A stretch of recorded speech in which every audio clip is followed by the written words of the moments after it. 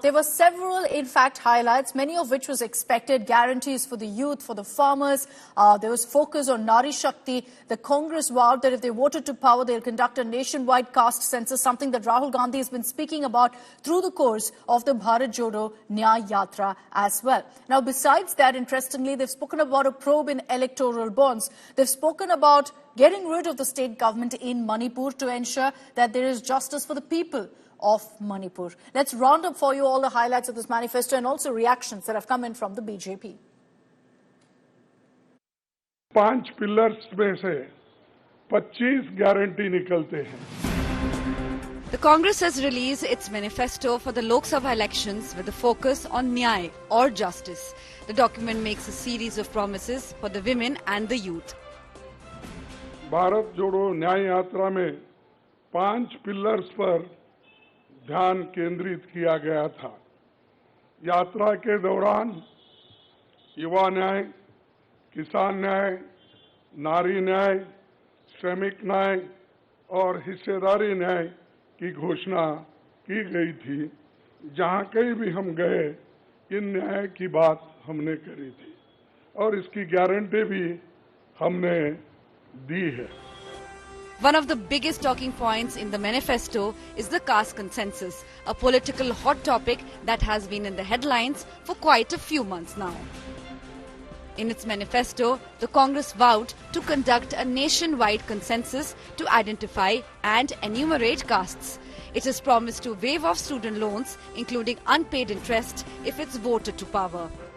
Congress promised guaranteed jobs to youth with 1 lakh rupees per annum salary and vowed that one woman in every family will get 1 lakh rupees per year. There will be a probe into the controversial electoral bonds that was scrapped by the Supreme Court recently. The party, which has been hit by the desertions, will make a law that will automatically disqualify MPs and MLAs who defect. At the event to release the manifesto, Rahul Gandhi declared that this election is to save democracy. This election is about those who are trying to destroy the constitution and destroy democracy in this country versus those who are trying to protect the constitution. I don't think democracy has been as much at risk. The constitution has been as much at risk as it is today. One omission from the manifesto that raised eyebrows is the silence on bringing back the old pension scheme. India Today posed questions to Sonia Gandhi and Rahul Gandhi, which were eventually deflected to Congress MP and former Finance Minister P. Chidambaram. मेरा सवाल madam Sonia Gandhi से है. Ma'am, अगर आपसे सवाल राहुल जी, आपने OPS को लेके लगातार जो है झंडा बुलंद किया है. तमाम सरकारें आपकी, उन्होंने ओपीएस का वादा किया था. चिदम्बरम साहब, you had promised OPS and in Himachal and Rajasthan you implemented OPS, but in the manifesto the OPS scheme is missing. So is there is there a introspection that it's not viable economically? Is it that? It's not missing as such. It's very much on our minds. But please remember the developments that have taken place in the last 4 months. The government has appointed a committee headed by the Finance Secretary to review the NPS and the demand for OPS and to find a way in which the objectives of OPS can be financed by a funded pension scheme. The BJP rained fire on the Congress, accusing the party of not fulfilling promises during its tenure. जमाने में जितनी बार 10 से ऊपर महंगाई की दर रही है, जब जब नेगेटिव ग्रोथ रेट रही है, तो कांग्रेस के शासनकाल में रही. इसलिए मैंने कहा ना, जिनको 4 पीढ़ी तक मौका मिला है, जिनको इतने लंबे समय तक मौका मिला है, उन सारे लोगों का अब ये दावा है कि साहब अब हम कमाल कर देंगे. The Congress manifesto is high on direct cash transfer welfare schemes, but will it be enough to sway voters? Its promise to implement universal basic income during the 2019 elections had no impact on the voters then. With Mausami Singh in New Delhi, Bureau Report, India Today.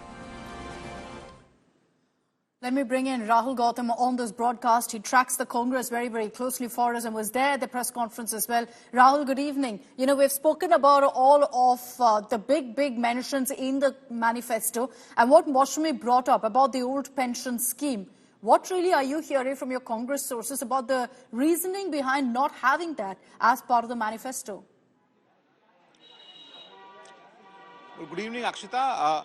In fact, India Today was the first channel who broke this story that how the inclusion of OPS is going to be in the draft. However, a day before the draft was to be presented before CWC to be ratified, P. Chidambaram, who's the former finance minister, took a day off. He went through all the details of a draft of the manifesto just to be sure about the financial viability and feasibility. And it appears that finally, there has been a consensus that they should not go with it. However, on record of it, Mr. P. Chidambaram has categorically said that there is a committee which has been formed under the chairmanship of Finance Secretary, which is looking into the national pension scheme.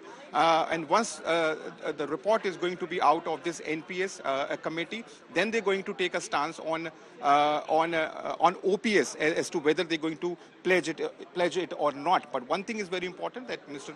P. Chidambaram said that it is very much on their minds and they are actually looking into it. But we have to really understand that, unlike 2014, many in party believe that this time this Nyay Patra or manifesto is going to be a very powerful document as in a bid to woo voters. And therefore, they have come with 5 Nyay guarantees and 25 promises, which are primarily targeting 5 segments of society, namely youth, women, daily wage laborers, small traders, and, farmers. That was expected because even in the Bharat Jodo Nyay Yatra, Rahul Gandhi constantly put the focus on this. This was seemingly the theme of the Bharat Jodo Nyay Yatra as well.